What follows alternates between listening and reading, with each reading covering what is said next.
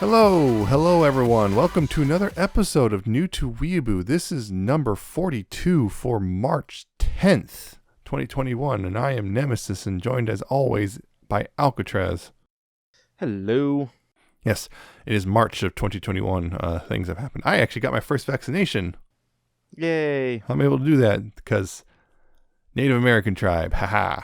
I basically skipped the line. Sort of. You just have a separate line. That's what it is. I have a separate line. Yeah, so that's a thing. Let's see. I think the Evangelion movie is actually out now by the time you hear this. The fourth one will be out in Japan. We got a final release date for Zombieland Saga Revenge. That's coming out on the April 8th, so about a month from now. Nice. I'm very much looking forward to that. We also confirmed it's on Crunchyroll, so I don't have to. I was worried because their early thing said Amazon Prime. I was like, oh, please don't make me buy Amazon Prime. Again, no. I don't want to do that. I'm trying to remember if there's anything else. There's some other thing that popped up anime-wise. I know. There's always things I saw something specifically that caught my eye. I was like, oh, that's interesting. And now I don't remember what caught my eye. Of course, that's just how it always works. Always how it works, but yeah. Anyway, it's actually, well, we're not here to talk about Zombieland Saga yet. Yet. As much as you want to, and as much as we will in the future. We'll come back to that at some point and whatnot. We're here to talk about something that actually is about a decade old as of the last few months. Yeah, it's a decade old now. It's to celebrate the 10th anniversary. It's Puella Magi Madoka Magica. Madoka. Yep, Madoka. Madoka Kaname. Yep. One of the magical anime, and one of the most notorious nowadays for various reasons. For various reasons. Not just for what was in it, but what it had, the effect it had on the industry itself. Yep. For better or for worse. Yeah. Like I said, it came out in winter of 2011. So yeah, it's actively celebrating its 10th anniversary. Yeah. And we're going to do with Madoka Magica. Nailed it. Yeah, so yeah, Madoka Magica here is basically, well, it's a magical girl anime about Madoka. Kaname Madoka. Kaname, yep.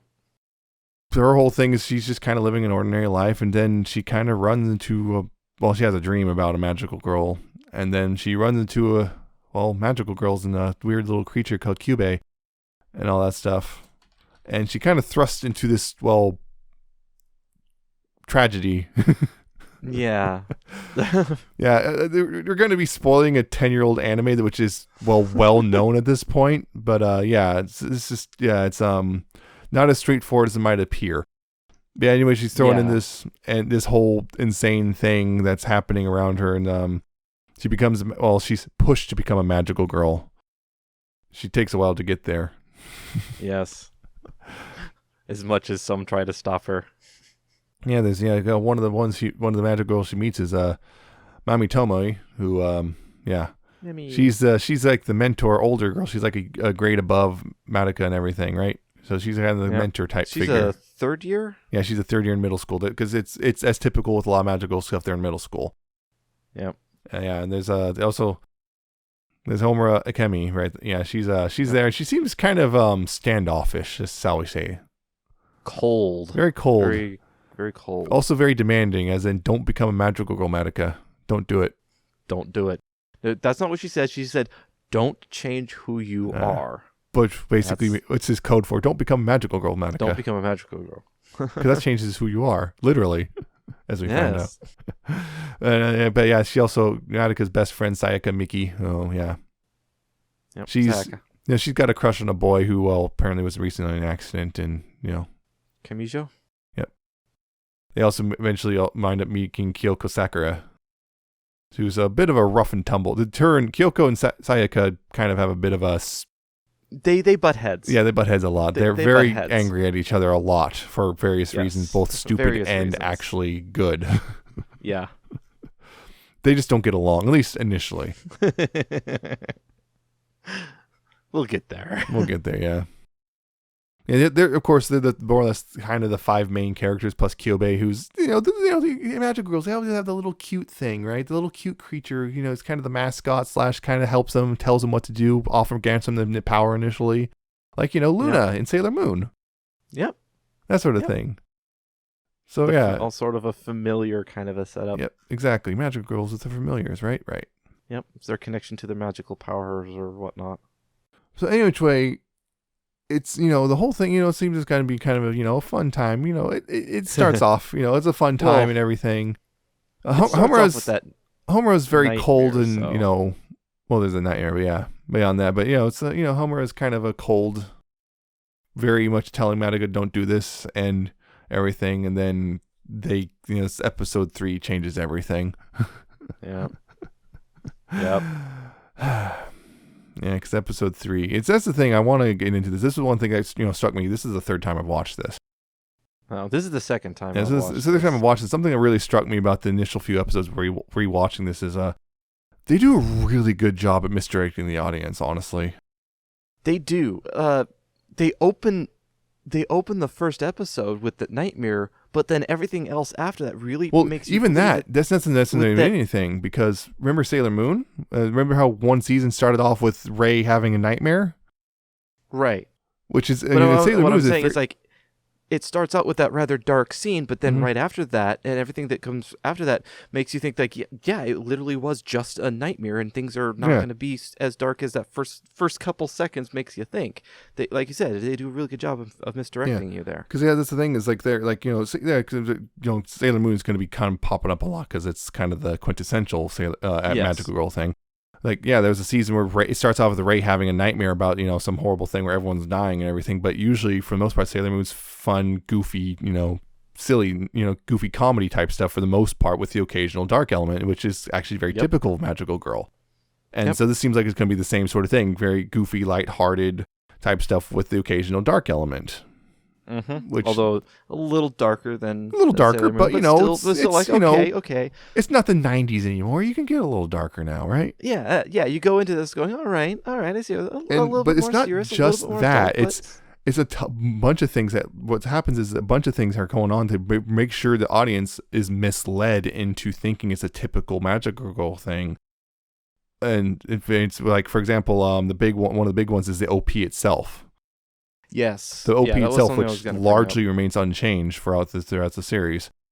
The song does. The intro sequence behind it changes. Yeah, well, the intro sequence changes a little bit, not actually that much.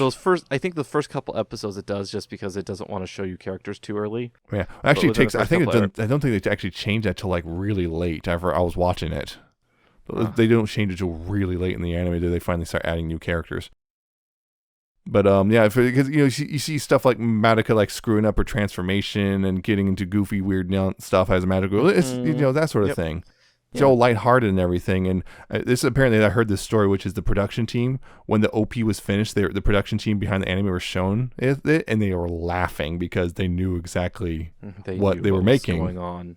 So they laughed because like, oh boy, this is gonna get the audience good. Yeah. And there's stuff like, not just that though, but it's other stuff like, they set things up. They intentionally misdirect the audience with, but not only just framing of a lot of stuff, but it's like dialogue and framing and everything just isn't set up to make sure the audience cannot has a hard time figuring out what's going to really happen. Mm-hmm. And it's really well done because like they lead you to this idea that Homer, the reason why is Homer so. Why is she so standoffish and cold and kind of a jerk? And even trying to hurt Kyubey, right? Why is she doing all this? Yeah, why would you hurt it's because we're told that Madoka has this potential to become the most powerful magical girl ever, right? So it's just some weird jealousy thing because she's herself seems to be very powerful.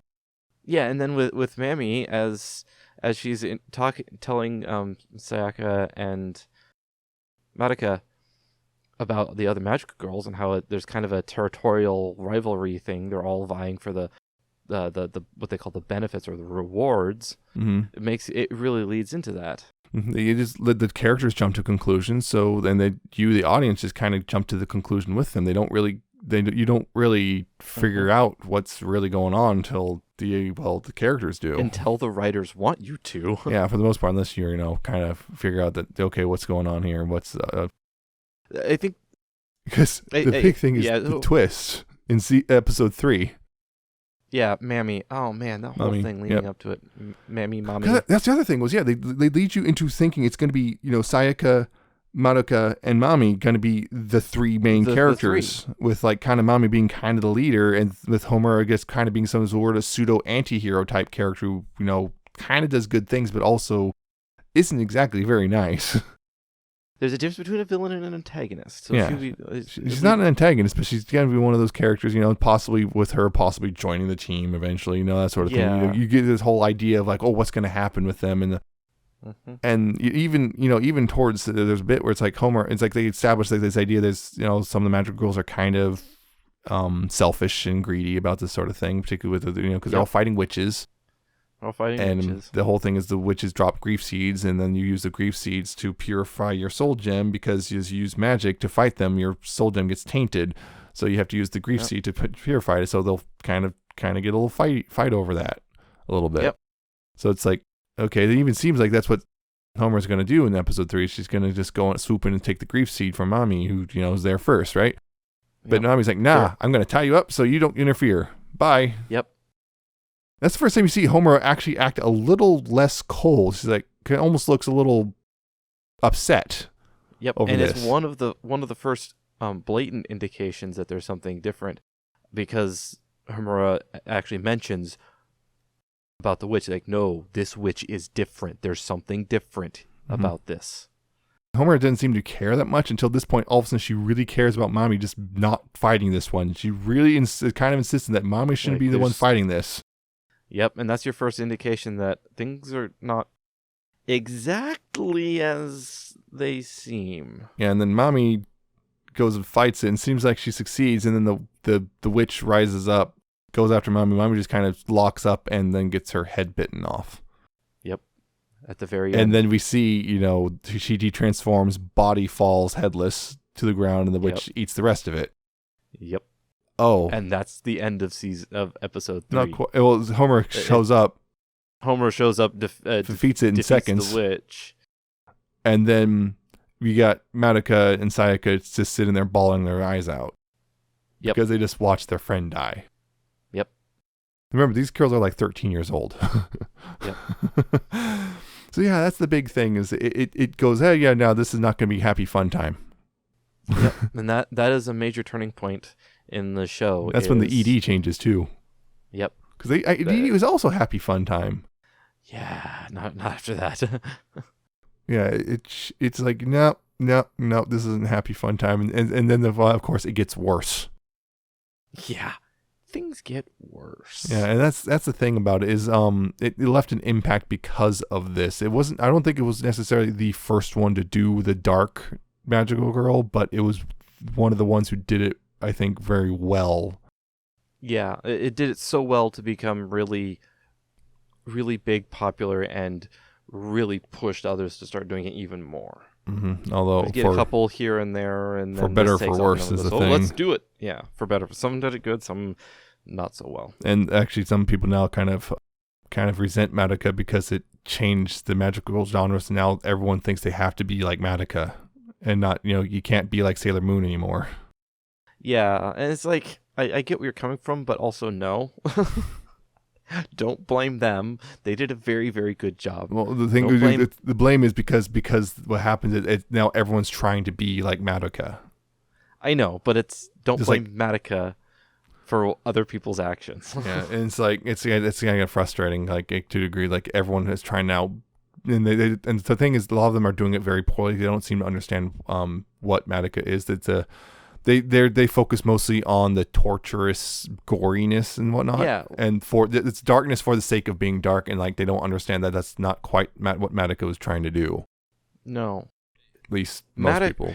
Some people would argue that. But this show, yeah, Madoka, the show, is what is called a deconstruction of the magical girl anime. Oh boy, people even argue about that one too. I'll just say that right now. A lot of people argue about whether or not it's actually truly a deconstruction or not.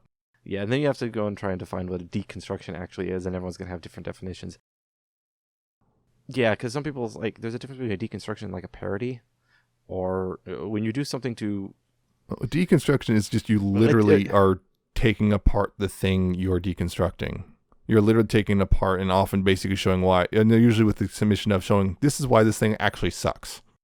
Yeah, and that's a deconstruction. And that's sort of what this does. It takes the idea of the magical girl and goes, hey, yeah, it's not, chances are it's not really all that great. There's some elements to this that may not, like the whole, no one can know, and you basically, the whole, like, you're now isolated from the rest of your family and friends because, that's something that most magical you're putting your life in danger. Don't talk about.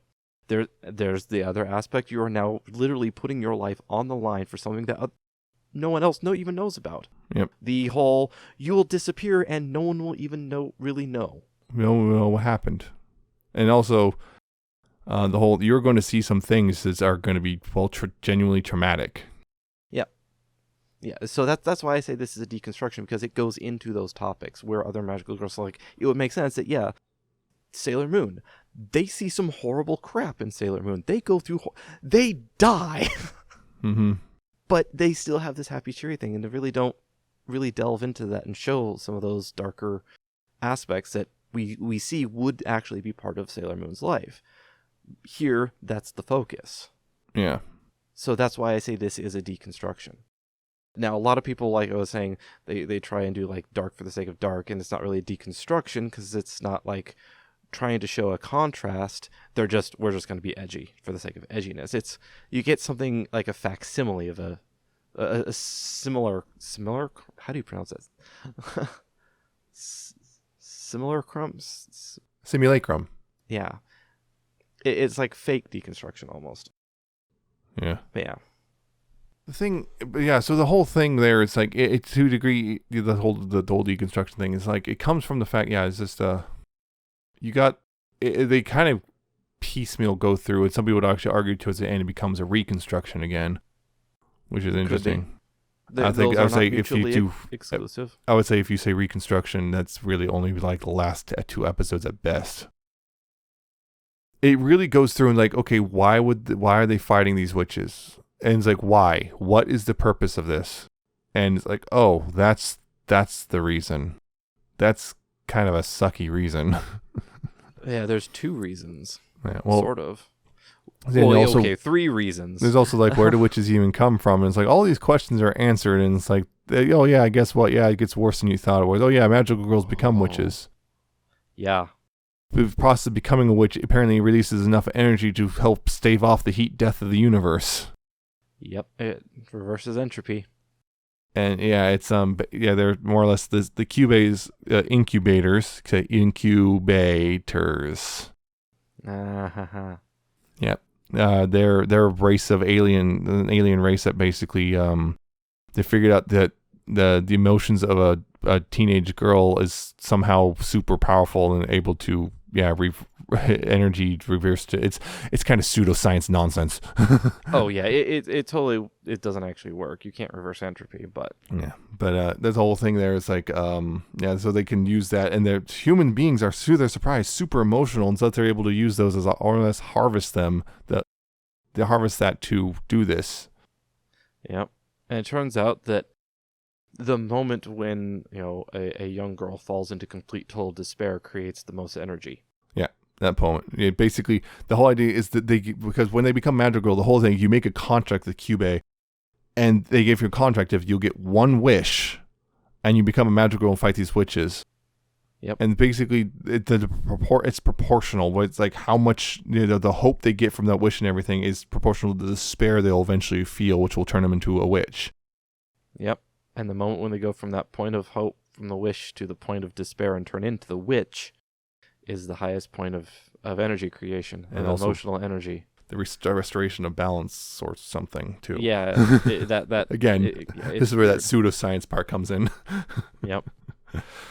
Yeah, so like, that you make a wish, and it's, it can change reality, so they can make a whole bunch of things happen. Like, of course, sometimes they happen to just kind of come and get you when you're at a desperate moment where you'll say and do anything, which is what happened to Mommy. Yeah, she was in a car accident. Parents died. Her wish was to save her life. Yeah, she was dying. And Kyubey shows up and, hey, you want to make a contract? Like, you don't have any other options. Yep. Which is interesting. We never saw Mammy fall into despair. Nope, she always dies. Oh, well, we kind of see her fall into despair, but we don't see her despair long enough probably to turn into a witch, so shall we say. Yeah, we never see her turn into a witch. She never does. She either dies or remember? Well, yeah, I mean, there was... She always dies. The one, yeah, She always dies before it happens. Except for the very, very, very... The end of third movie, Rebellion. Well, that's a whole different thing. That's very different, but she doesn't die in that. But yeah. She always dies first. We'll so get to Rebellion. That's a thing. But you never see Kyoko's witch form either. True, because she never makes it. She never gets to that point. She dies. She straight up dies first. She doesn't actually get corrupted. Because the way we found out how the witches are made is actually that's also tragic when we see Sayaka slowly just spiral, because what happens is she makes her wish. She decides to because the boy she has a crush on, he was a violinist, but he was in an accident which just destroyed his hands. He's basically told, he's basically told you're never going to play again. Your hands will never recover to the point you can play again. Yep. And so she makes the wish so he can heal his hands. And because the weird thing is, because her wish was for healing, she also has a massive healing factor when she fights and everything too. But because her despair wished for someone else. The despair starts kicking in mostly when they find out the very nature of what a magical girl is when Madoka throws her soul gem away. Why did you throw your friend away like that? What? And then Sayaka just falls down. Yep, and that's she falls and Madoka catches her, and Kyoko freaks out too. Because we basically find out, you're the soul gem thing. That's you. You're not. This body's not your body anymore. That's just a vessel. Yep. You're that thing. And they excuse me? I'm a zombie? Yeah. Kyubey. Kyubey. Kyubey. It's like Cubase, but not quite. It's like, well, you humans are always really weird about where your souls are put. It's like, God. Yeah. I don't understand. But yeah, well, you just don't understand things. That's the whole thing. Is the Cubays are don't really do emotions. For them, emotions are a mental disease, as they call it. Mental illness. A mental disease, as they put it, or at least the subtitles put it. But yeah, it's that's one part of it, and that leads Sayaka to kind of spiral because I'm not human anymore. I'm not human anymore, and that I can't. This boy, I can't. How can you love someone like me? That's not. I can't do that to him. Yeah. Kyosuke Kemejo, I can't do that to Kyosuke. I can't do it to him. Yeah, and then to top it off, their friend Hitomi. Yeah, she's like, I had a crush on him, and I know you do too, but I'm just warning you because you knew him first. So if you don't make a move within the next day, I will. And she knows, it's just like, I can't. Sayaka's too busy spiraling. It's done.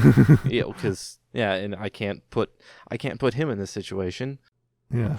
So she falls further and further in despair, and Kyoko finds her, and then a witch appears, and Kyoko's, where the heck did Sayaka go? What happened? Yeah, and then also Sayaka's body's just lying there because it's not Sayaka anymore. No. It winds up being a pretty nasty thing when they discover that the witch is Sayaka. That's what happens. That is the eventual fate of all magical girls. And it's like, oh yeah, that makes sense. Magical girl becomes a witch. Although there's a sort of odd one. Not all witches were magical girls, because they said there's also the familiars. Yeah, the familiars are things that come from, basically kind of come off the witches and then can become witches. And can become witches themselves, which is a bit odd. If they, I guess, mess up enough humans. Because the other thing is witches cause despair among humans, and they don't understand what's going on. Other than they'll kind of do stuff like they'll just go commit suicide. Yep. The whole thing is witches just enhance the despair and that someone might already be feeling it. Some something that's like, I'm feeling a little down goes to, I'm going to just kill myself right now. I'm gonna go jump off a building, and except it won't even be their own real conscious thought. Yep. It's the witch just grabs them and it escalates it. Yeah. And when Hintomi actually almost got caught up in one. Yep, on the docks, and that was another thing about Sayaka even despair was fed into Sayaka's despair, because like if we didn't, she even had the thought, if I didn't save her, it wouldn't be a problem. And if I didn't become a magical girl, she would have died. Well, yeah, if I didn't save Hitomi, then she wouldn't have gone after Kamijo. Yeah, and then she's feeling guilt for even thinking that for even a brief second. Which is like, honestly, that is kind of a human thing to do. Is like, for a brief moment, ponder the idea of just doing something horrible. I don't have to do anything here. And that will solve all my problems. Except that it won't. Yeah. New ones will just take their place. Yeah, so Sayaka becomes a witch and everything, and Kyoko winds up sacrificing herself to defeat Sayaka, and Yep. Yeah, all while complaining about we just seem to feel just like we're just about to become friends. Yep. Ah! Yep. And then we get to the tragedy of Homura. The tragedy of Homura. It's interesting. Ostensibly, this show's main character is Madoka. It is, for sure. Homura is essentially the deuteragonist. Yeah, because it's like, it's all about Madoka, but Homura is... it still seems very much revolves around Homura. It's one of those weird ones. You can't really say one or the other because they're so intertwined. It very much, the series itself very much is, I would say, very much centered around Madoka herself, with Homura, while she is important, again, deuteragonist is definitely the right term here, I feel, because... I don't think I've heard that term before. It's just, the secondary protagonist, essentially. She is a protagonist, she's just the secondary, and because everything she does is literally all around Madoka. Mm-hmm. It's all for Madoka, everything she does, as we find out. Episode 10 is another episode that hits really, really hard. Right after hitting really, really hard with the Sayaka thing. Oh, here's Helmer's backstory finally. Because that's the other thing. I believe in episode 9 is the one where we finally see Helmer really break. Yep. Because she's crying at Madoka, please don't. Yep, because that's the one where Madoka almost becomes a magical girl, but Homura shoots Kyubey. Shoots Kyubey many, many times. Yeah. And that's the first time we see Homura really show actual anything beyond just coldness, really, it's like she's crying. There was a couple brief moments. Yeah, but this is the first this was the first really big one. And then we get the thing, which it turns out Homura already knew Madoka because she met her first time around. She met her once. And she befriended her, and turns out Madoka was a magical girl. And then Madoka was defeated trying to fight Walpurgisnacht. Was that right?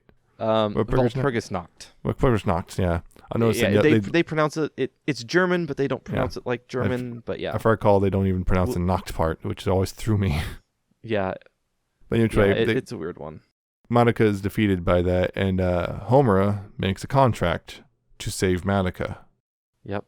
So she's able to, because of that, she has time magic, which lets her go back to the day she met Madoka for the first time. Yep. And she keeps trying to change the outcome, and the closest she got was her and Homura her and Madoka are both just lying in the rubble at the very tail end of about to turn into witches themselves after defeating Walpurgisnacht. Walpurgisnacht. Yeah. German. German. The W is supposed to be pronounced like a V. They don't pronounce it like a V, but it's supposed to. It's Nacht. Yeah. Anyway, yeah. Yeah, because that's the thing, is they're told that this witch is going to be big and powerful and is going to wreck everything. Yeah, I actually did some research on that. We'll get to it later. So, yeah, they chose multiple times. This is what we're seeing, is like, she has become cold because I will not rely on anyone. Yep. I will save Madoka. And I will do it myself. The other thing is, as they'll point out, is she gets stuck in, like, she has to, because otherwise, well, it's all for nothing. If she realizes that all her fighting is for nothing, then she'll give in despair and become a witch herself. Yep. And she knows this, so she can't ever give up. I can't. Because that's why she's so adamant. That's why she's so adamant Madoka doesn't become a magical girl. Because if that she doesn't become a magical girl, she won't die to the big bad witch, right? Yep. Oh, there's also, once she realizes that magical girls turn to witches, there's a whole, I don't want you to become a witch either, so... Yeah, because that's the other thing is Madoka becomes the most powerful witch to ever exist. Because what happens is a whole series of things. So Homura messing with time magic and constantly looping over and over and over and over again, all concentrated around Madoka, builds up this concept of potential, or that the incubators don't understand because they're not part of the time loop. They get reset too, but they can see the potential of things, which the potential of the magical girl defines the power, what they can wish for. And all of this looping that Homura has done, all centered around this one person, has built up Madoka's potential so high.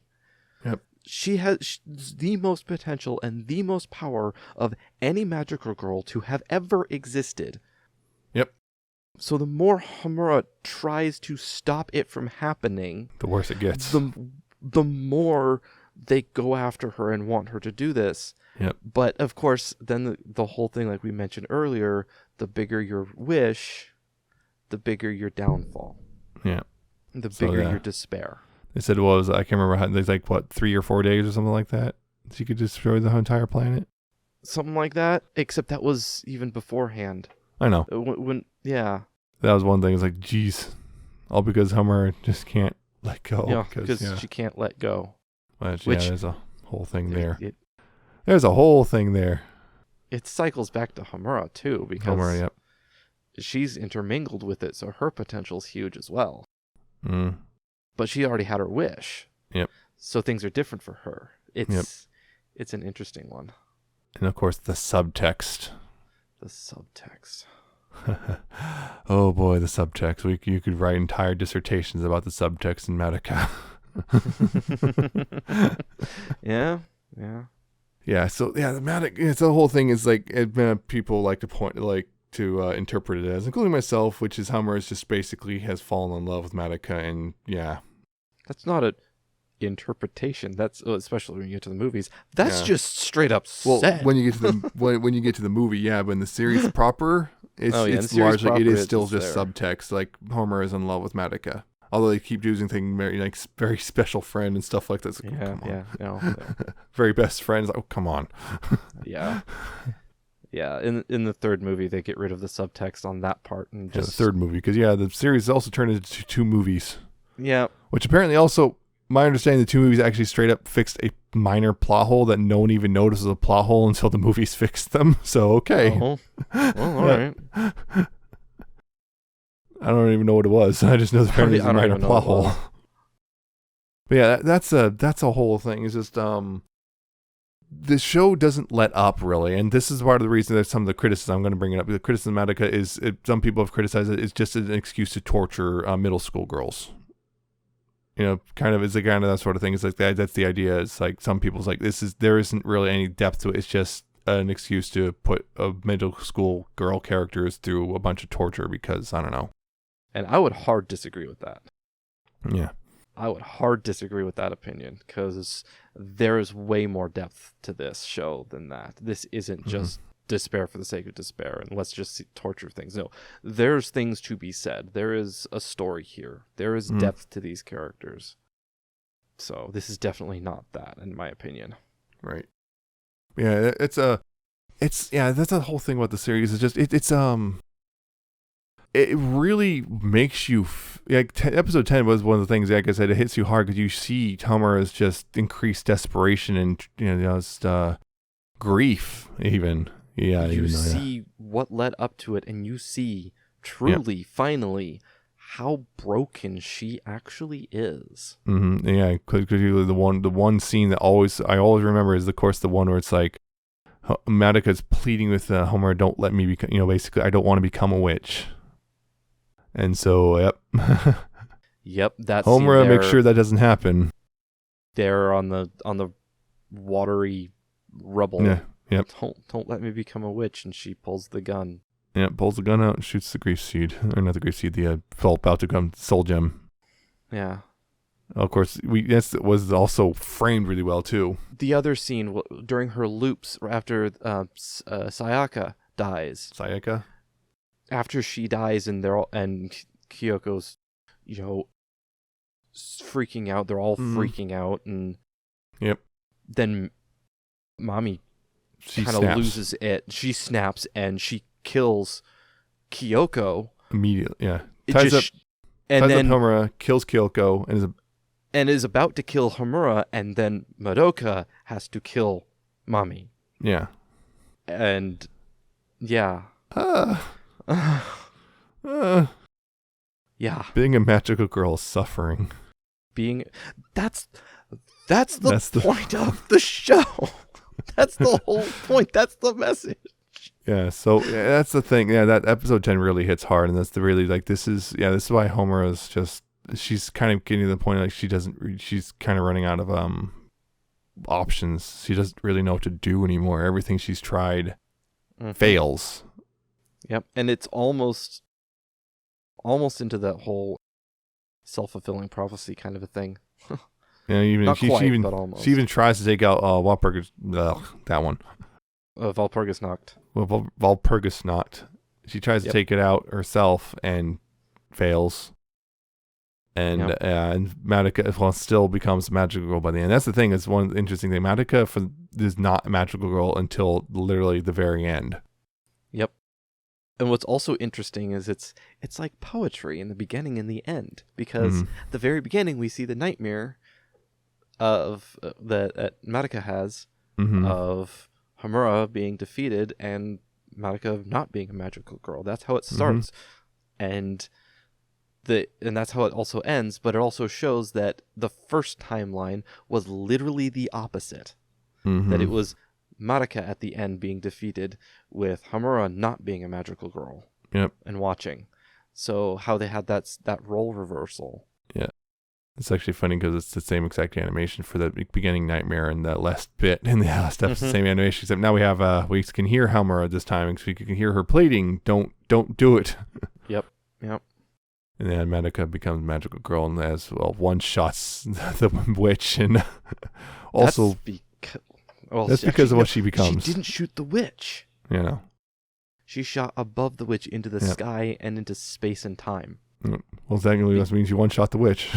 She one-shot all the witches. That was one of the coolest things. Yeah, when she made her wish. She made her wish, which was, I'm going to stop all the magical girls from becoming witches. I'm going to save them from their own despair.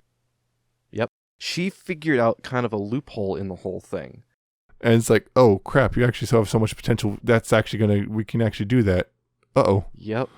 I didn't think of this. That's also like one of my favorite lines out of the whole things when she makes a wish, and what Gooby says. Yeah. Do you truly intend to become a god? Yeah. And the reply, I don't care what I become. Yeah. And so, she basically rewrites how it works by, every magical girl, rather when they're at the end, when they're about to become a witch, she swoops in and takes on all their grief. Yep. And basically pulls them into Madoka heaven. Yep. Madoka heaven, because she's Madokami now. Yep. The thing is, though, at the time, those rules still had, the existing rules still had to be there. So she had the biggest wish and the biggest hope and potential, so she became the biggest and worst witch ever. That was destroy the world. As she said, my wish is for all of them. Including myself. That's one of the brilliance of the wish. Yep. So she stops that one too. Except, of course, that means she destroys herself. Yep. So that means she becomes something not in the world anymore. Yep. In a weird way, she exists outside, basically as if she never existed. Except she does, but she's not. She kind of is almost God, pretty much. Yep. And so it's like Homura remembers because she is outside of time. Yeah, because of the whole thing. Between her magic powers and I guess possibly Madoka herself, just So because she has to comfort her, because Homer's pleading, because Homer's like you can't. You're going to leave everything behind. You can't do this to yourself. It's not fair. I was literally trying to stop this from happening. And it's like it's weird. It's basically the large, including Rebellion. You can see basically the entire relationship between Homer and Madoka is basically sacrificing themselves to make sure the other doesn't sacrifice himself. Yeah, that's basically what it is. Not the greatest of relationships, really. But also kind of romantic, and oh man, it's also super romantic though. It's like dang it, it's super tragic but also super romantic. That's what's the word I'm looking for? Codependent much? Oh no, not that. Oh, please don't throw around that word around with lesbians. Don't do it. Man, I've seen so much discourse over people accusing fictional characters of being codependent. Mm-hmm. Don't it is do a problem in the real world, but yeah.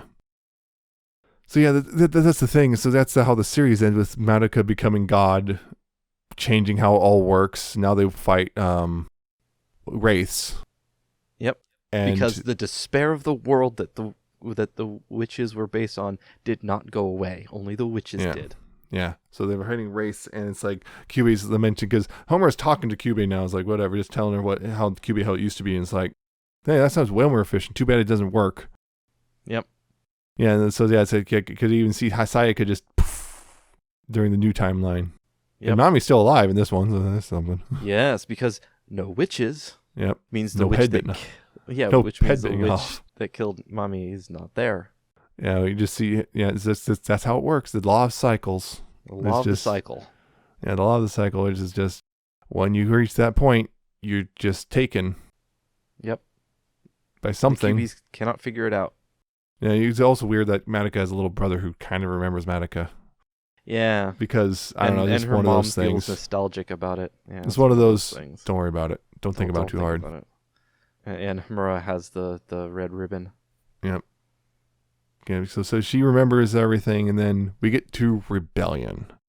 Rebellion is very controversial with fans of Madoka Magica, because you got two camps of either A, it takes what is already an amazing anime and elevates to even greater heights, or B, it takes a great anime and retroactively ruins it by completely destroying everything it stood for. Yeah. Because Rebellion, it changes things. Homura is now the protagonist in Rebellion. Yep. It's basically, what's weird is Rebellion kind of does the same thing the series did, which is it opens up, and it's now designed seems to confuse people, because like you watch Madoka, and then you watch Rebellion, it's like, wait, didn't we, what, how? This doesn't seem right. This doesn't line up with the end of the series. What's going on here? Yeah, it opens up with Rebellion, and all of a sudden we see Homura, Kyoko, Sayaka, Madoka, and Mami are all together as a... Madoka, they're all 5 of them are magical girls, and they're fighting. As a team. And they're fighting... No, Homura doesn't show up just at first. Initially. She shows up a little, very quickly after that. But yeah, they're all there fighting. It's like, hey, wait a minute. They're fighting nightmares. Right. Wait, that's not the... What's going on? But what is this? Then Homura starts noticing something's not right. One being the fact that one of Mami's friends, Bebe, is a former witch. Is a I witch, remember that. Sort of. Do you know what a witch is? What's a witch? Yep. Yeah, and that whole thing. And it's like she knows that something's not right, and she even gets Kyoko because Kyoko seems like the one who possibly the most likely to go. Her explanation on that one, her explanation was also of all of us that I remember, you're the one that's off the most. Yeah, exactly. Because Kyoko's also going to middle school and stuff with them, and she wasn't doing that before. Which is not right, because she was from a completely different city. Yeah. So like, okay, so we're just gonna go to where you used to live, and they can't get there. No matter what they do, they can't get there. They always end up back at the original city. So it's kind of weird, and like then it's like, figuring out, it's like talking about witches and stuff, and like Sayaka seems to know what witches are and everything. Yeah. And then, but like Mami and Kyoko literally don't know. They think they're talking about race and stuff, but that would also but they shouldn't know who Madoka is then, right? So how Madoka's the hell there and they all know. So yeah. How do they know Madoka? And like then it's like this. And first her whole thing is like, this must be the work of a witch. Yes. So and she thinks it's Bebe, in a labyrinth, right? Bebe's a witch. It's a witch. Clearly, it's Bebe. It's obvious. You're the witch we saw that killed Yeah. But then, wait, why would a witch, do this, do things like this and all this stuff? And then finally she kind of clicks into place, like, as she figures it out, and like, why would someone want to keep things like this? Why would also all this happening? And like, wait a minute, I'm the witch. I'm the. And then it all goes to hell. Oh, it all go. Multiple times. Yeah, it keeps going. It keeps like, oh, we won. No, you didn't. No, you oh, we didn't. won. No, you didn't. No, you didn't. Oh, we won. Oh, I won.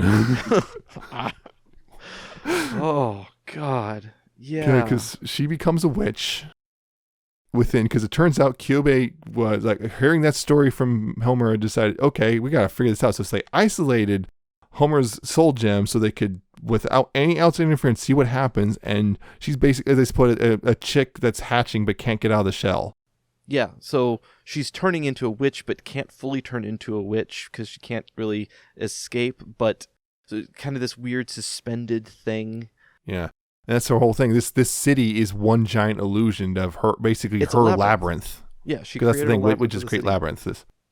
Yep. And so trap that's the whole their- thing. She their does that, victims. and she creates the labyrinth, and like, then she figures out, and she gets real pissed off, and is like, okay. And then she's realizing what Kyubey's up to. They're trying to figure out Madoka. They're trying to figure out who she is and how to control her.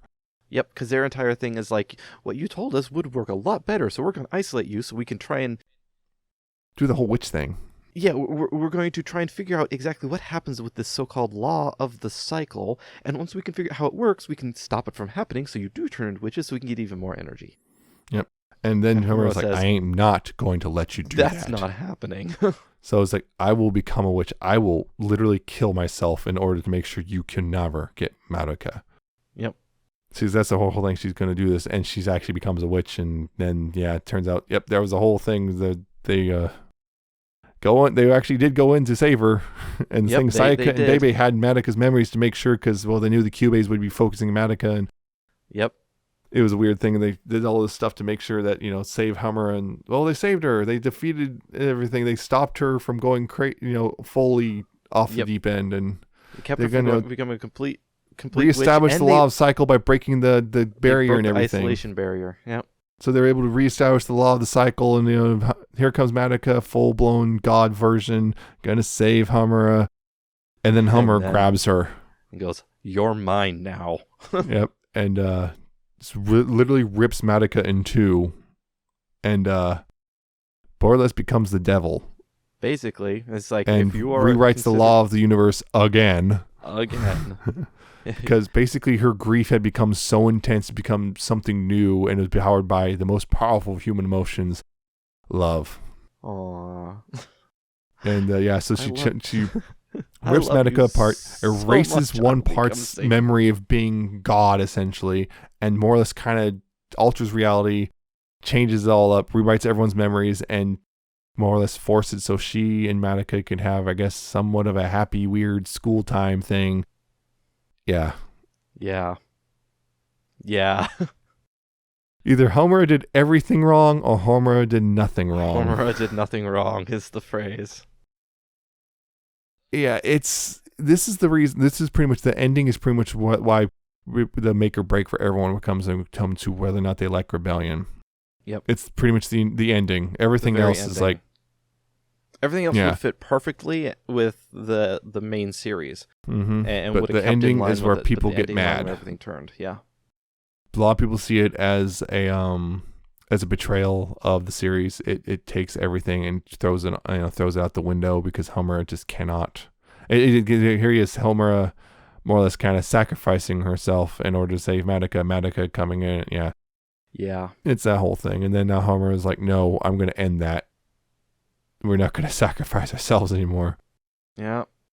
Yeah, so it's a weird thing there. And that's the thing is, and so some people I would say it's actually, or some people say this is where Homer goes from love to obsession. I think in a way that's correct. Yeah. And this is where the relationship, I mean, we argued this is the relationship between Madoka and Homer becomes actually genuinely toxic. Yeah. I would say at that point it would be. And some people then complain that this is more or less invoking the psycho lesbian trope. Yeah. Yeah, I could see that too. I think if there was a little bit more afterwards, if it were to continue, especially when we saw that bit with them on the sky bridge, the walkway, where Madoka almost returns and remembers who she is as she starts to. Yeah, the implication that Homura's hold is very tenuous. Yeah, and Homura realizes that. Just reinforce that. Oh crap! There's sort of a bit of hope, especially in the whole "you may also become my enemy in the future." Mm-hmm. That she may start to realize that later on. Yeah, like realize that things between them aren't great. I think if it were to continue on that line, there would be the potential for a resolution. Yeah, and that's, but we don't know. We never got. That's where it ends. So. Yes, it's pretty clearly set up for more. Yeah, there's clear setup for more, and they have teased the idea of doing more with these characters specifically. Because I know there's technically more, but not about these characters. There's the side story thing. Yeah, but there's been teasing for more. They've implied that there might be more. I mean, Homer's voice actress has at one point say that I think was on record saying something about kind of teasing the idea that something might be coming. But we have not gotten anything, no actual continuation of Rebellion yet, and people have been waiting at this 8 years for a continuation of Rebellion. Yeah. Because... yeah. So yeah, it's... Yeah, Rebellion is where things it kind of flips things around in a weird way, and we got now Homura embraces the idea. Yeah, I'm evil. I'm evil now. If Madoka is to be a god, then I will be the opposite. I will be the devil. That whole balance thing again. The devil's in love with God. Yeah, I've seen that trope.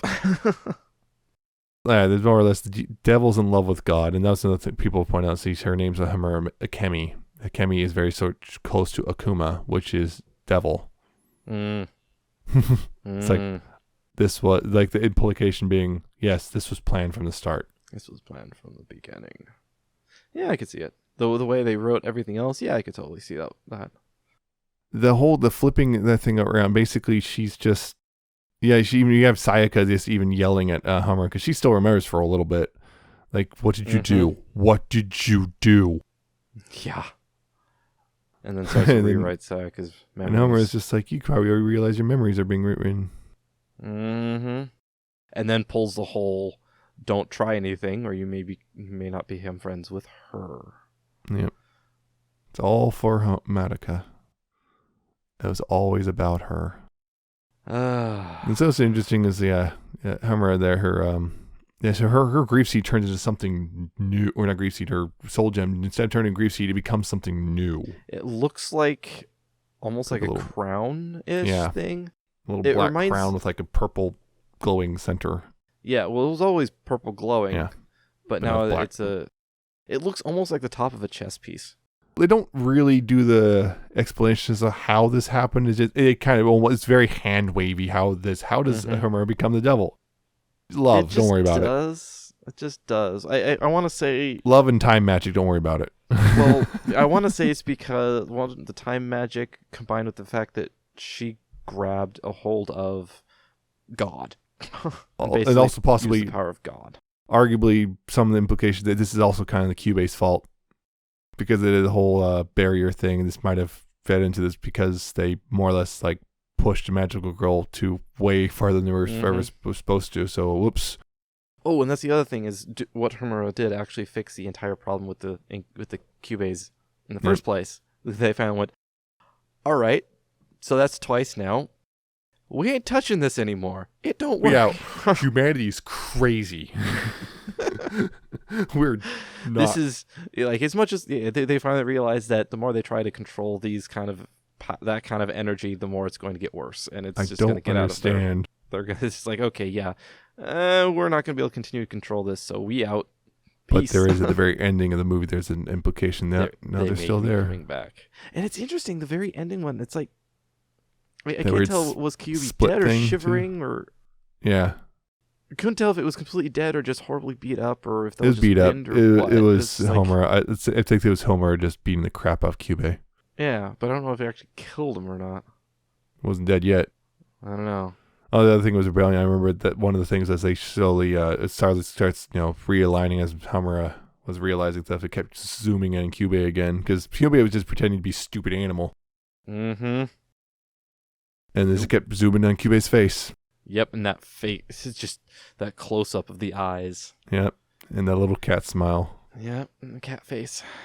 And okay, so yeah, that's kind of a lot there about. It is. I mean, there's things that I still want to talk about too. Yeah, and one big thing is we didn't even touch about it. Is the animation is. That's one big thing to watch this for is the animation, particularly whenever the witch labyrinths are there. The animation is so different than the usual thing. Fair. Yeah, I'm certain there's a specific name for this kind of animation. Some of it uses even stop motion. Yeah, as well. But so like it looks like paper puppets. Mm-hmm. That whole kind of thing, and it actually, I think sometimes it literally is. It's drawn like pictures of drawings that are imported in. And that's a very specific style that tends to, I see it used around like carnival themes a lot, but not always. But it's a very specific style that I'm certain has a name, but I just don't know what it is. But they use it like for all the witches stuff have this. Mm-hmm. Even the different witches often have their own like little different styles within that style. That's all themed around the particular witch. Yeah. Like Bebe's was all about food. Mm-hmm. It was very colorful and food and everything versus Sayaka, when she turned to a witch, was like music and kind of also weird like corrupted night theme sorts because we can see Sayaka wants to kind of be a knight in shining armor of sorts as well. Mm-hmm. So those kind of intermingle. Yeah, and also, of course, with Rebellion, they really ramped up the animation for the movie because, of course, it's a movie. So it's the movie, yeah. Yeah, so the animation for those scenes are even more impressive because it's already the Homer witch, the whole sequence is just amazing because you even got Sayaka like stabbing herself and letting her witch form loose on Homer. That's an interesting thing. You brought it up a little bit talking about Bebe and Sayaka during that whole sequence on how they know things. Mm-hmm. Only those two know. Yep. And that's because they're dead and they're witches. Yeah, and also that's the whole thing. That's how they know. Also, Madoka sort of sent them in, and could because they were already dead, and they had already become witches, which is why we see their witch forms. Yep. Bebe was in her witch form almost the entire time. But there's the one where Hamura is talking to Sayaka saying, you know things you shouldn't. And Sayaka's being kind of cagey. You can see her witch form kind of appear in the background. She kind of reveals it. And it's like, oh. And Homer freaks out for a second, tries to attack, and then Sayaka just disappears. Yeah. That's because they know things because Madoka sent them in. Yeah. They were already dead. Yeah. And they are already witches. But the other ones were still alive. The other game goes again. Madoka also made sure they had that Madoka's memories or something, so that Madoka wouldn't have them because I think Madoka showed up but lost them. It was kind of weirdly. There's a lot of explanations about like they knew the Kyubeis would be so focused on Madoka they kind of wouldn't even notice Sayaka and Bebe. Yep, and snuck in there, and something about having to be there just in case they needed to return Hamura's memories. Yep, just in case things went south. Yeah, the other thing was, all the animation beyond that too was also great. I think also Hamura's the whole sequence with Hamura when she's, after she turns into the devil and everything, talking to Kyubey. He was like, what the hell's going on? That gave me some End of Evangelion vibes there. And there's also, there's a bit where like the Kyubey just floated through, that also hand emerges and giant hand emerges and grabs Kyubey. Yeah. It's like, ugh. Yeah. Yeah, that's one big thing is just the animation in general is they do some really great stuff with that animation throughout. Is really good. There's also the whole sequence in the Rebellion movie of Hamura versus Mami. That whole sequence with the constant time stopping and stuff. That sequence was freaking amazing. Oh, that was so good. It reveals just how powerful Mami is. Mm-hmm. Of course, a lot of it was just because she's able to tie herself to Hamura. That's one of the big ones. Yeah, because they all have their individual powers, and one of Mami's magical power is gun. Gun, yep, the power of gun. And tethers. Feature the power with friendship and this gun I found. Yeah, Mami's power is gun, but she also has tethers. Mm-hmm. They're like ribbons that she can just put anywhere, and she's also very intelligent. They're all supposed to be middle schoolers, but like, They're really smart for middle schoolers. She's the older, wiser one. You could say that she's got a good head on her shoulders. You just had to sneak that in, didn't you? I did. But yeah, she kept an invisible tether on Homura the entire time, because as long as you're touching Homura when she does her time thing, you'll get brought in with her. Mm-hmm. So if you can keep a tether on her, she can't time stop you. And then Sayaka saved Homura from that. Yeah. Yeah, that was one thing. The other thing, what was the other bit? A lot of the, what's interesting, a lot of the art styles, like, it's a lot of the, what's weird how so much of it is so big and open, like the general architecture of like the building and stuff. It's like, which is unusual because it's Japan. You don't usually do big and open in Japan. You don't have enough room.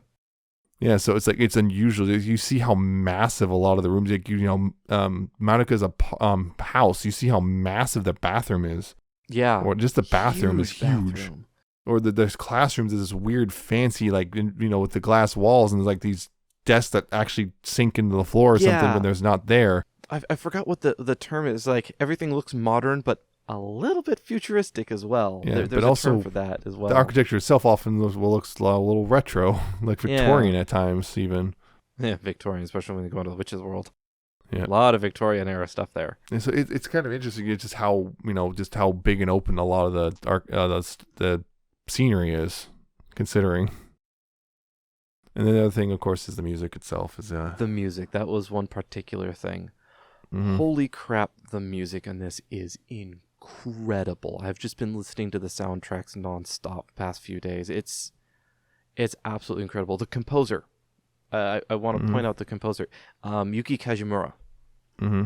Also did the music for Fate Zero, Sword Art Online, Demon Slayer, Princess Principal, and many others. Is very prolific, and she's a very good composer.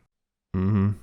The ED song for Rebellion is just so good.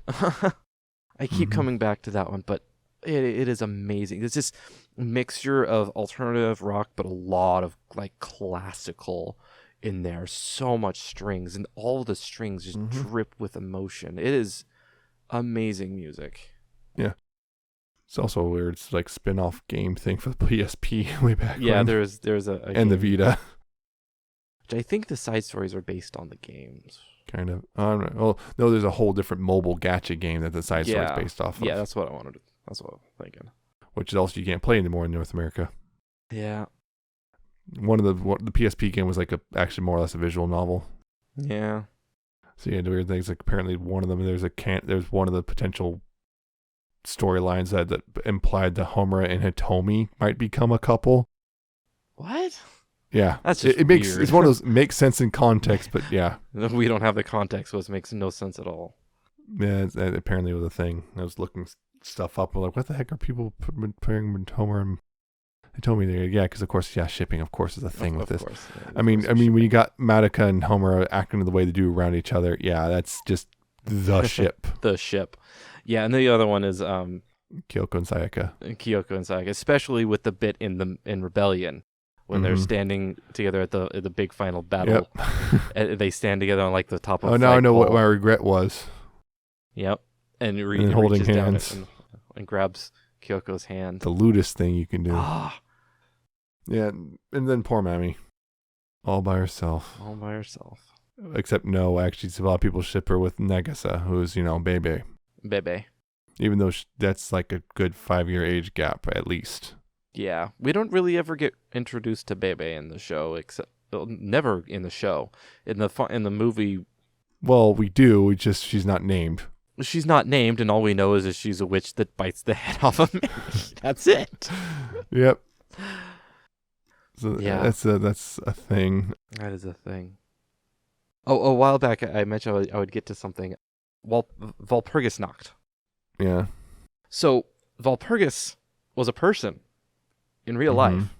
Mm-hmm. And Walpurgisnacht is a holiday. It is Walpurgis night, or more pronounced, Saint Walpurgis night, or day, or eve, depending on where you are and how you say it. It's apparently a holiday it's a Catholic-based holiday, again, saint, whatever, end of April into 1st of May. So the last day of April, first day of May. is when it takes place. It celebrates the Saint Walpurgis, who was an 8th century abbess who was known for battling pests, rabies, whooping cough, and witchcraft. So yeah, that super powerful witch that they had to fight was a magical girl from the 8th century who fought witches. Well, how about that? She was a saint. Which is interesting because when we see a bunch of other ones, as they go into the past, as Madoka becomes a god and saves the other magical girl, we see other ones, including, I can't name some of them, I probably should be able to name some of them, but one of them I know was, crap, I just lost her name, Jean, yeah. Why did I just lose her name? French. What was her name? Joan of Arc? Joan of Arc, thank you. One of them was Joan of Arc. Yeah. So she was a magical girl, apparently. Well, yeah, of course she was. Another interesting thing, in a lot of these shows and such, at least I brought it up a few times. There tends to be 3 different ways of doing a story. You can either be character based, story based, or lore based. Yeah. And they usually pick one over the others. This is not one of those. Yeah. This is heavily character based, but also a lot of lore and world building too. They don't lack the other two. Right. It is really interesting in that, but it is heavily character based. Yeah, I think. You talk about some of the Kyoko was like, we barely even touched on her, even though she's your favorite. Right. So we that's one thing, we haven't really focused in on any of the characters that much. Well, other than Hummer and Madoka. Hummer and Madoka, which are the two they main are ones. the main characters. They are the main all. characters. But Memi, very yellow themed. Like you said, power of gun and tethers. You know, there isn't a huge amount to say about it because we don't really get introduced to her a lot about her, but it's one of those I would actually really love like a prequel story on her. There was like drama CD which revealed a lot about her. Okay, because that would be really cool because she's one of those like you don't need it for the story, but you can tell she's a veteran. She's been doing this, so she probably has stories to tell from between the time when she became a magical girl to the time that we see her first in the series. She probably has stories, and I'd like to know about, but unfortunately we don't have a huge amount after that. Sayaka and Kyoko. Sayaka, whatever. It's kind of important. Yeah, I know, but I'm going to start with Kyoko, actually. We don't get to see a huge amount of Kyoko. Yeah, she doesn't even appear till like halfway through. Right. She is my favorite, though. It is Fangs, yes. that is in here. Her whole thing is really interesting. Her wish was for her dad. Mm-hmm. Her dad was like a priest, or a preacher. Her dad was a preacher, had a church, but people stopped listening because he started introducing new things that weren't in the literature. Mm-hmm. But there were supposedly really obvious stuff, but people left because it wasn't exactly what it was. Supposedly. We don't know what exactly it was, they don't say, but that part doesn't matter. She wished that people would listen to her.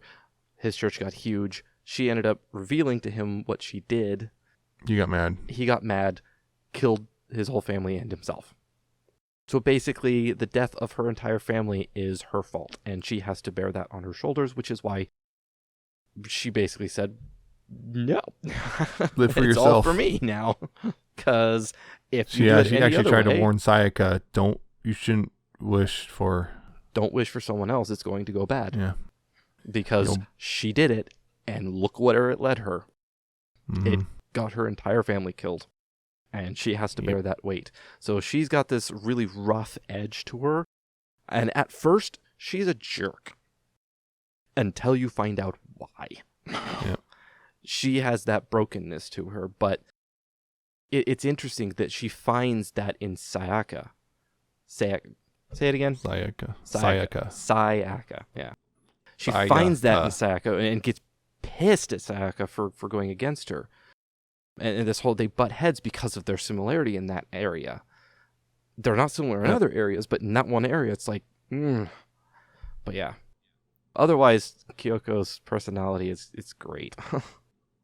She's she's kind of a no nonsense. She'll just say what's on her mind. She's not gonna beat around the bush or anything like that. But also, long red hair, fangs. She has this thing that she does. The look over her shoulders with that. She's not the only one. Like, Yeah, all of them do it yeah, at some point, except for Madoka. Yeah, Madoka's the only one who doesn't, and I have that in here too. But the thing is, when Homura, I don't think Mami really did it either. But Homura and Sayaka definitely did it, but they were different.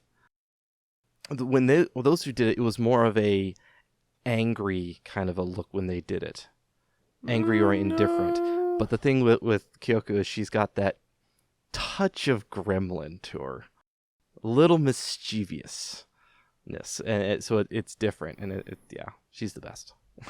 She's also the one that she's rough on the edges, but when she becomes your friend, yeah. Oh, pity anyone who says anything bad about you, because she will murder them. Yeah. She's one of those. Once there's an attachment, she's gonna lock in, and she's gonna be completely loyal to you. She has a spear. Yeah, and her thing is spear, chain, whip thing. Yep. And yeah, Sayaka has a sword. Yep, she's sometimes a sword multiple lesbian. swords. She basically, the whole thing is, I'm a knight in shining armor. I'm here to protect everyone. That was her whole thing, which is part of the reason she just went to grief so easily. Despair quickly, because like, wow, what's the point? She's like, what's the point of protecting this stupid world? I hate it. Yep, I've heard it said, I've saw it written that Sayaka and Kyoko have the same depression, but Kyoko holds it internal, where Sayaka holds it external. Yeah, which is why Sayaka really just flares out and burns. But Sayaka, this is interesting. I didn't really catch this as much the first viewing. This is my second viewing, and I want to say that it hit different the second time. I want to say the second viewing was better. Maybe because I saw more of what was going on because I wasn't seeing it for the first time. I was able to see it at a deeper level. But Sayaka was one of the ones that I saw at a deeper level this time. We don't see a huge amount. We see her a lot, and we see her just fall, but really see into her character. She's very good at hiding things, though, interestingly. At first. To a point. to a point until it explodes. But there's a sort of depth to her. It's hard to explain, and we don't really see it. I would love to see it explored more, but there's this sort of depth to her, and especially in Rebellion, probably because her advanced memories and such. She has this sort of intuition to things, this sort of mysterious air to her, which is really cool. I really like that part. There's also the interesting part that Madoka couldn't completely save her. Right. That was actually a whole thing. Like, no, you've got to die at that point in time. It's fixed. She couldn't change that, which was she explained that in the whole, it's like the opera hall where Kamijo was playing Ave Maria. Yep. Madoka brought her there to see him one last time. Yep. And it was really interesting.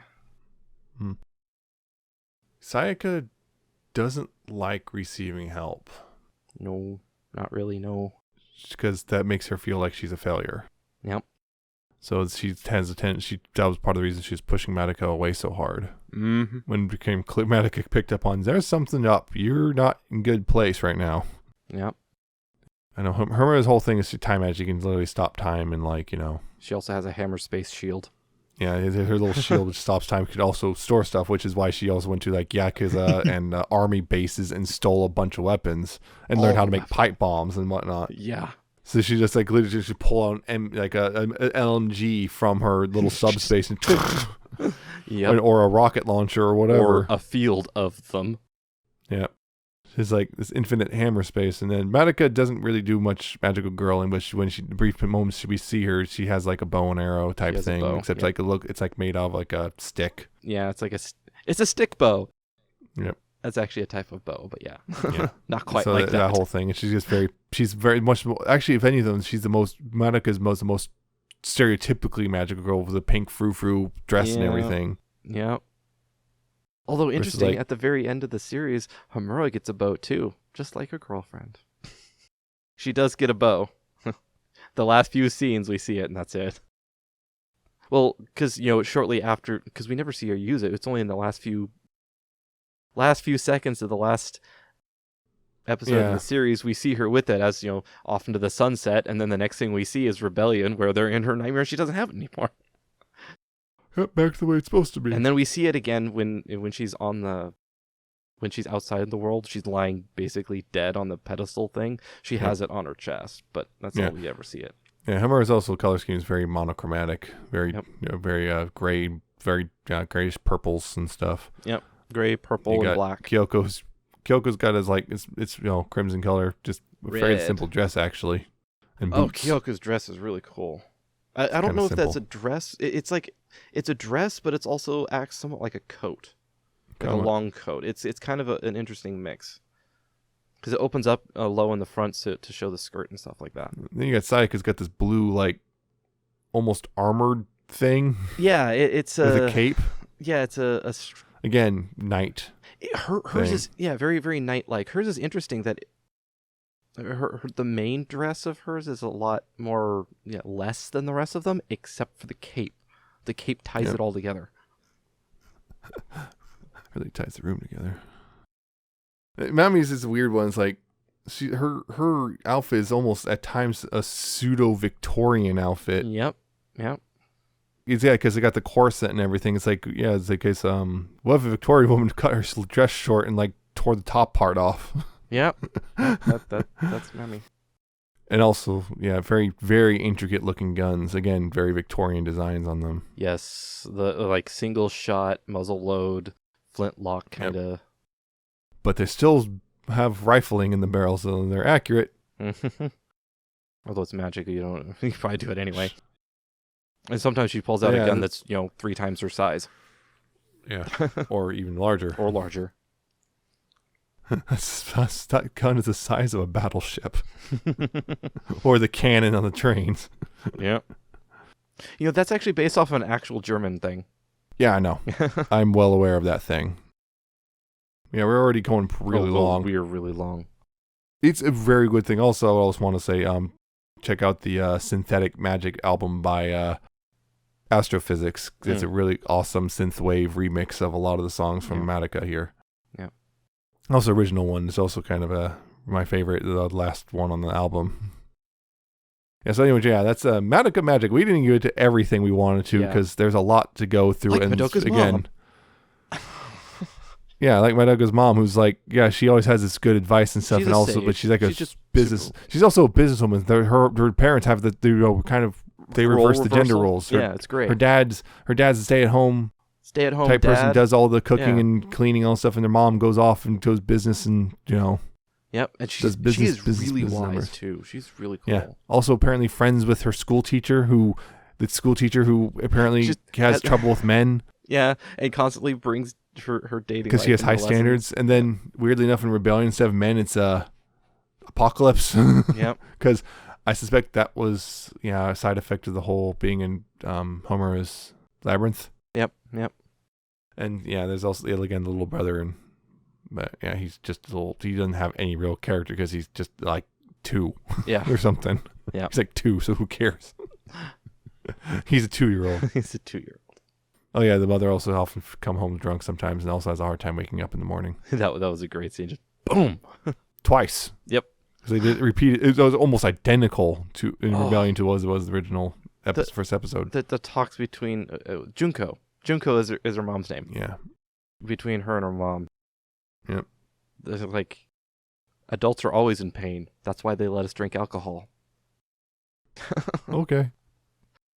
Yeah, it's a wonderful thing. If you haven't already seen it, well, geez, what the heck? It's been 10 years. Come on. The only thing is, I really regret is neither of us were able to watch it before. We kind of knew that it wasn't quite. Yeah, we didn't get to go. Both already kind of knew of the twist, sort of. We at least knew that it wasn't what it was kind of darker than it lets on. We both knew that going in. So I don't think either of us were actually fully prepared for the full depth of it, but when we first watched it, but yeah. And for me personally, I wasn't introduced to magical girl animes before this. This was really the first one. I knew about other ones, which is probably not the best way to go about it, but whatever. Yeah, I didn't watch Sailor Moon until after I had seen this the first time. Yeah. So you kind of got it backwards again. It happens to you a lot. You seem to get into media backwards. Nothing is standard for me, okay? I have come to that realization that nothing follows the norms when it comes to me. So there's a lot, there's a lot more we could talk about, the what they do and the nature of Hummer and Madoka's relationship, whether or not it's toxic or It might be. whether or not it's toxic or codependent or any of that. If can it be salvaged or whatever. Yeah. So on and so forth. And the massive fan works, tons of those. Yeah. Varying degrees. Of course, a lot of them being, of course, let's make it real happy because I can't deal with this anymore. Nothing bad happens. There's even an official manga spin-off where everything's happy, well, somewhat happy. It's much more, well, in line with what you'd expect of a typical magical girl thing, which is it's much more, goofy, lighthearted stuff. Yeah. So yeah, there's that. I think the way I just want to end off on this one. Normally, I think it's probably because pretty sure I have ADHD. A lot of times when watching a show, even if I'm enjoying it, sometimes I'll just have to, putting it on, I can only watch so many at a time. I just start wanting to really just do something else. But every now and then, some shows aren't like that. They really grab me, and I can just go through them without even worrying about it. Sometimes it has to do with writing or pacing and whatnot. This is one of those, and more so than normal. This is one of those shows for me personally that really, it's just, especially on the second viewing, it just grabs me. It is really good, I think. Yeah. It really is. The thing was, I was planning on saving this one for after we watched a few other Magical Girl things, but it's like, oh yeah, it's the 10th anniversary of this show's airing. Yeah. We got to hit it. We got to do it. But yeah, it is very good. I'm looking at this one. I'm surprised at just how much it grabs a hold of me. I can really only think of one other show that may have grabbed me more. If we were recording videos, some people may understand what I'm looking around. Johnny Test. Oh, how many whip cracks are we gonna get? No, not that one. I think the same studio though. Yeah, but no, not that one. I think there's only one other show. It's just like that's how good this one is. That how much this one is grabbing me. Right. But it is that good, and just it's just good, and go watch it. Yeah, it is a great one. Yeah, I forgot to mention. Yeah, Kyoko's your favorite guy. Homura is my favorite. I was figuring Homura was probably. Homura did nothing wrong. Homura did nothing wrong. But also at the same time, Homura did everything wrong. Kyoko is my favorite, but the second viewing here really gave me a lot more respect for Sayaka. Yeah. Now you understand. Now you really want to ship them together. Which is why I may have just bought some things. Oh no. Yeah. That's it for this extra long episode. I hope you enjoyed it. I hope you've seen Madoka Magica. So if you did enjoy it, you can check out other episodes. We're at newtoweeaboo.libsyn.com. It's spelled LABSYN. You can check those all out. There's an RSS feed you can subscribe to and whatnot. You can also find us on other podcast sources such as Apple Podcasts, Google Podcasts, Spotify, YouTube, and Amazon Podcasts. Most of those, except the Amazon one, are listed at the top. The buttons, you can just click those on the Libsyn page and subscribe via that way, or just search on any of those web services and subscribe that way. Any way, you can do that. You can also contact us via email, newtoweeaboo@gmail.com, if you have any questions, criticism. What did you think of Madoka Magica? Are we overhyping it, maybe? I don't know. Well, if you think, did you really hate it? Did you really hate what it caused the magical girl industry to be, which is just everyone's trying to be the next Madoka and not understanding what Madoka actually is and just going for, it must be dark and gory, not fully understanding. I don't know. There's that, get all that stuff if you want. And you can also follow us on our Twitter account. We're at newtoweeaboo and see us tweet things out on there occasionally as whatever things happen. Also our personal accounts. I'm at Nemesis Prime 1 and he's at Alcatraz _ at the end and the 7-7T. Correct. Yeah, so that's those are things you can follow. And that's it. Join us in a couple weeks. We'll be doing continuing Madoka Magica. Yes, I'm sticking with it. With Magia Record, Puella Magi Madoka Magica side story. Yes, we're talking about the gacha one. Yep, we're going to go talk about that. Even though it's technically not finished because it's getting a second season. Yay. Why not? We'll just do it anyway. All right. Well, it'll be fun one way or another.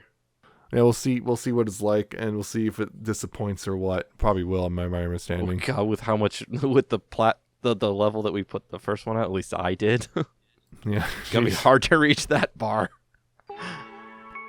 So join us next time. We'll be talking about that, and maybe hopefully one day in the future we talk about another Madoka Magica movie or something. I don't know. Hopefully. That'd be nice. You have to make it. Yeah, they have to make it though, so let's go. Chop chop. Yep. Let's do it. Hope you enjoyed. We'll see you then, and take care of yourselves. And well, goodbye. See ya. Set the place on fire.